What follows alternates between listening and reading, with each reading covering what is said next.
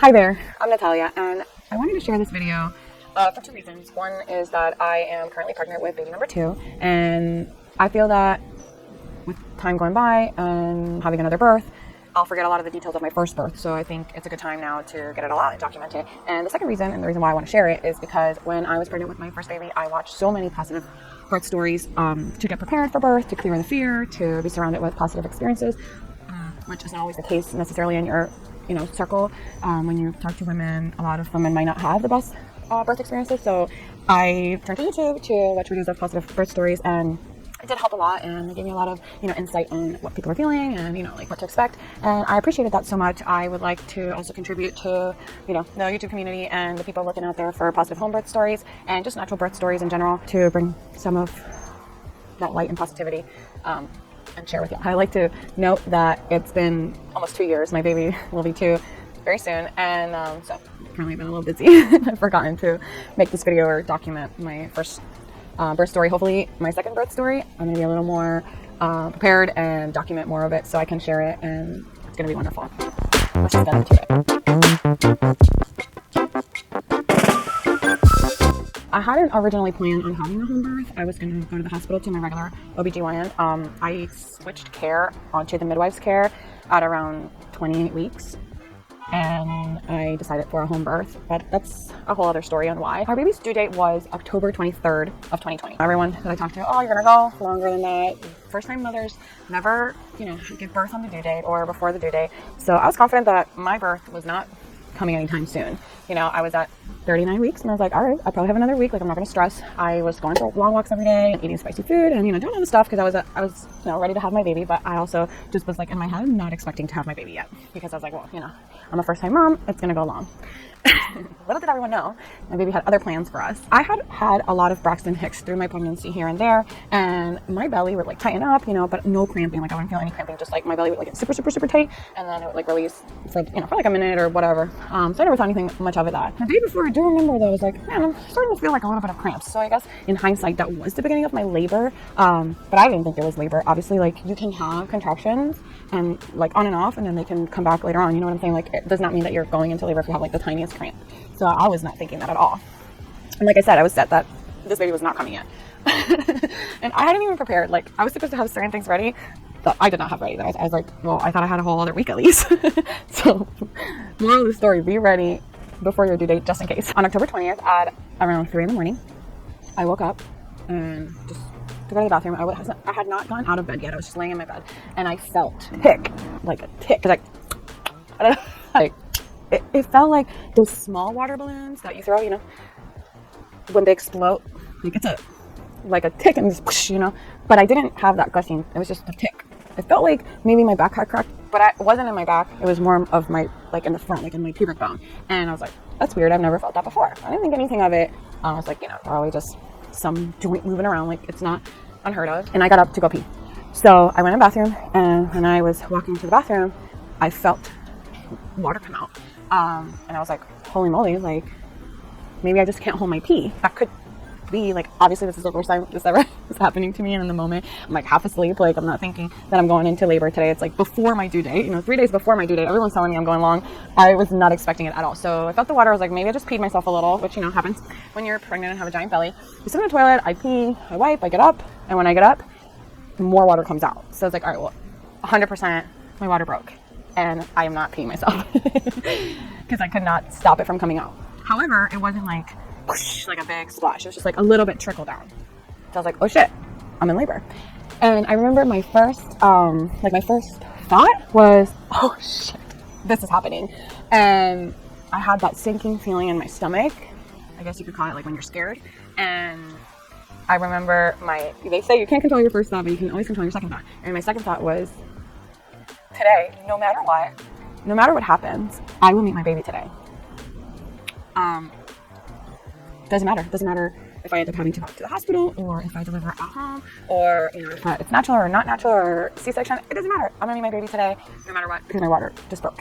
So this is happening, and I took a deep breath, and I felt so grateful and excited, and just so excited to the moment that you've been waiting all these months. It's finally here. So I was like, it was just like a really, I don't know, I remember that feeling was like so overwhelming. Like I had tears in my eyes. I was like, oh, so excited to meet you, baby. I love you. Anyway, I got out of the bathroom. Since the water was like kind of coming out in little trickles, I put on one of those diaper things that they tell you to have for postpartum. A few visits prior, my midwife, I had asked her, if my water breaks in the middle of the night, do I call you or do I just wait until the morning? And she had told me, she's like, oh, your water's not going to break, you know, like before you're in labor, but if it does, call me right away. I was like, all right. So I knew that I needed to call her, even though it was during the morning. So I called her and I was like, hey, I'm sorry to wake you, but my water just broke and it's coming out. It's coming. Like my baby's coming. I didn't feel contractions at that time yet. She was like, do you feel any contractions? I was like, not really.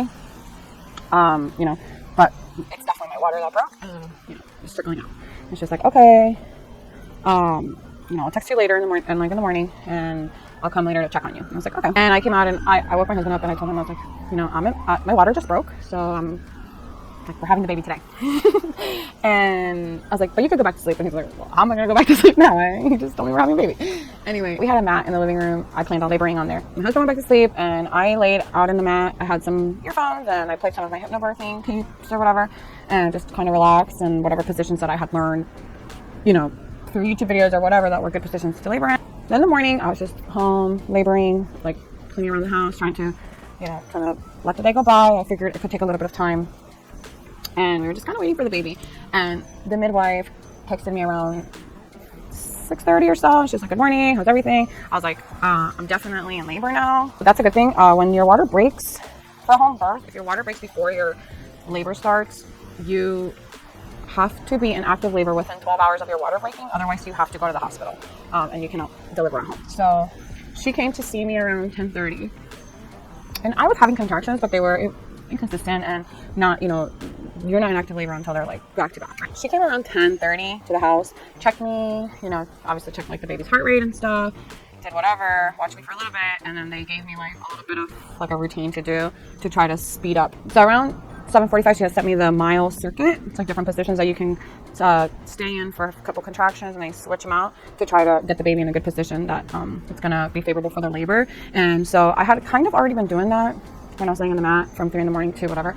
So anyway, by the time they were there, they were like, well, now we want the baby more to like move down. So they had me do positions where I was like sitting up, and that was kind of hard to hold sometimes, to hold like, you know, like a squat or something while I was having a contraction. That was challenging. Another thing is that once the contraction started getting a little bit more painful, I wanted my husband so badly. And I had seen that in so many of the videos that I watched that people are like, oh my gosh, like I needed my husband to be like so close to me, touching me, like with me. And I was like, I don't know if I'm gonna be like that, because I honestly do not like to be touched if I'm in pain, and like do not like to talk. I like to kind of like just be with myself and like, and I wanted him with me, like touching me the whole time. Like every contraction I was like, babe, please, like you need to hold me. I was like so needy. He did great, you know, like putting pressure on my lower back or like holding me while I was like doing a squat or just like carrying my weight so I could kind of relax my body while I was going through the contractions. We were timing the contractions with the nap, like, you know, you press the button when it starts, you press the button when it ends. And I at some point could not do it anymore. I could not touch the screen. Like I was like, I'm in pain now.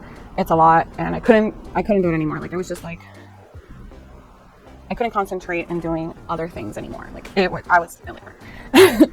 So they came back around, I want to say like 1 or 2. Whenever we let them know, like, we're in active labor now, like we're, you know, like this is a contraction, send them a little screenshot. I mean, Brian took care of that because I was, like I said, not available. I was like, just call the midwife. So he like communicated with them and they said, put her in the shower. He's like, okay, well go in the shower because like that helps with the pain or whatever. And he's like, how long should she stay in the shower? And they said about 30 minutes. So then they came back and they're like, okay, you're in labor. They started filling the birthing pool and, you know, doing whatever. I don't really know exactly what was happening. I was, you know, like trying to it's very hazy because I was in labor. So my job was to labor this baby and push him out. So I was not concerned with what everybody else was doing. But they would be like, ready to go in here? And I'd be like, yes. That was pretty much it. I remember it getting really, really painful, and then you know, like trying to keep my composure and do all my techniques that you learn, like, you know, keep grounded and not like, you know, like low pitched voice and low pitched moans and breaths and all that stuff. So I was doing that, and at some point, and they would tell me like, try this position, because we want the baby to, you know, like you want the contractions to help the baby push it, the baby down, right down and out. So I labored in the bathroom for a little while. They say it's a comfortable place to labor, and so you kind of sit facing the toilet tank. So you sit on the toilet with your legs open, you're kind of in a squat, and you're trying to relax your body. So I'm pretty sure like some kind of pillow or something, and I was laying there, and I needed Ryan to be with me at all times. So he was, like putting pressure on my back. That poor thing, he couldn't even, he was like, he was so hungry and thirsty and couldn't even take a break. So I was like, no, I need you. Anyway, labored in the bathroom for a little bit. Then I came out to the living room, and I remember at some point it was like my body was like pushing, and I was like, guys, I feel the urge to push, like my body's pushing, right? And so they're like, okay, let's get in the tub. So we got in the tub, and I labored in the tub for a long time. They refilled me with warm water a couple times. At this point I still couldn't eat anything, and they tell you to get like electrolyte drinks so that you can like have something with calories or whatever. So I had bought these like vitamin waters, and they were like lemonade flavor, but since I was throwing everything up, that stuff was so like acid that I could not take a sip. It was like, I cannot drink this. So she's like, you need to drink something, and I was like, give me some broth. Like I normally have, like some chicken broth or beef broth for soup or for cooking, like something with calories. I was like, can I drink some broth? And she's like, yeah. So I remember Ryan heat me up a cup with broth, and I took a few sips of that that I didn't throw up. And then I labored in the birthing pool. I tried a lot of different positions in the birthing pool, and at some point my midwife gave me like a spoonful of honey in my mouth, remember? Like, I guess to keep me going.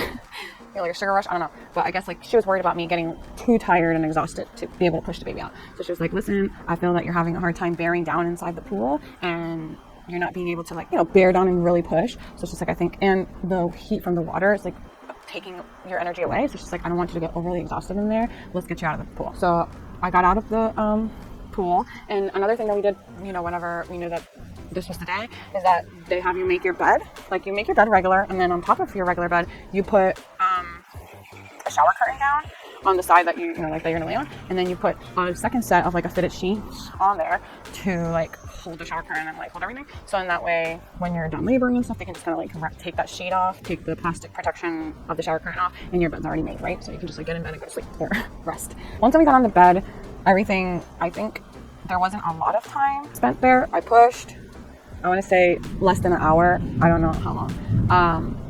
But I pushed and pushed and pushed and pushed and pushed, and then his head was right there, and we were like, okay, he's coming. You're doing, he's coming. And then he came, and when he came out, there was meconium, there was poop, and he came out, and they were checking his lungs and stuff, and they took out the little thing to pump air into him. But I could feel him moving. I was never worried or scared, but you could tell the midwife and her assistant, they were both looking at each other. It was a moment of not tension or panic. It was just they were on it, let's do this. They had to do something, you know what I mean? They had stuff to do. So they took the baby right on me, never took him away from me, but on my chest, laid him down. She was gonna put the pumper thing on him. I think she pumped him really slightly one time, and she was like, this one's a little big, we need the smaller one. And then he started making noise and crying, and they're like, okay, he's fine. He's doing that first breath or whatever. Some babies just need that first breath reflex to get them started. And he cried, and I was probably crying out, and it was just so beautiful. It was hot as hell in the room because between the hot the pool and obviously I'm pushing, so I'm sweating, and we had closed the vent, so it was warm and warm for the baby and comfortable for me, and everybody's sweating, and I was just laying there splatted naked with my baby on me, and it's it's just the most beautiful moment of my life. After that, they try to latch the baby. I delivered the placenta. It was it was a non-factor at that point. I had delivered an entire sack of bones. The placenta's a blob of jello coming out. It's just bleh, and that's it. I didn't feel it.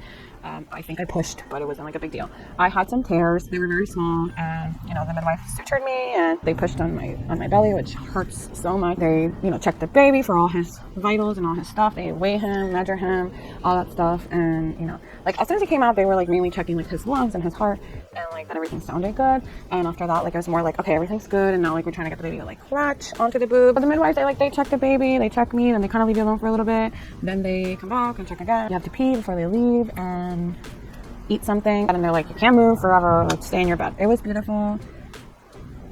It was the greatest experience that I have ever lived through. It was extremely challenging and extremely rewarding, and I would not change it for anything. It was really beautiful to me, giving birth.